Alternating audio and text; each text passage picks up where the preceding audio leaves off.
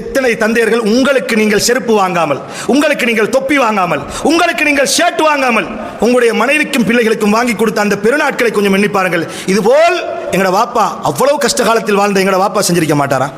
நிச்சயமாக செய்திருப்பார். அது எங்களுக்கு தெரியாது, எங்களுக்கு சொல்லி காட்டப்படல. எங்களுக்கு என்ன வாப்பா ஒரு நாளும் அவர் பட்ட கஷ்டத்தை நம்மகிட்ட சொல்றதே இல்லை. பட்ட கஷ்டத்தில் 120% தான் நமக்கு தெரியுமே தவிர மீதம் இருக்கிற 80% கஷ்டங்களும் அன்பும் பாசமும் பூமிக்கு கீழால் புதைபட்டிருக்கிற ஆணிவேர் போல தந்தையின் பாசமும் அன்பும் புதைக்கப்பட்டிருக்கிறது என்பதை பிள்ளைகளாகிய நாம் விளங்கிக் கொள்ள வேண்டும். கண்ணியத்துக்குரிய இஸ்லாமிய சகோதரர்களே, அப்ப நீங்க வேஷ்டி வாங்கி கொடுத்தாப்புல, ஷர்ட் வாங்கி கொடுத்தாப்புல, மருந்துக்கு மருத்துவ செலவு கொடுத்தாப்புல அதெல்லாம் சரியாகிரும், உங்களோட வாப்பாட உள்ளம் குளிந்துரும் நீங்க நினைக்கிறீங்களா? இல்ல, அதுல ஒரு நாளும் சந்தோஷம் இல்லை. நீங்க போய் உங்களோட உம்மாட்ட உங்களோட வாப்பாட்ட கேளுங்க, வாப்பா என்னட்ட உங்களுக்கு என்ன வேணும் என்று கேளுங்க. உங்களோட வாப்பா உங்கள்ட்ட நிச்சயமாக பணத்தை கேட்க மாட்டார். நிச்சயமாக ஒரு ஷர்ட் வாங்கிட்டு வாங்க மகன் என்று, இதுதான் உன்னிடத்தில் எனக்கு வேண்டும் என்று கேட்க மாட்டார்.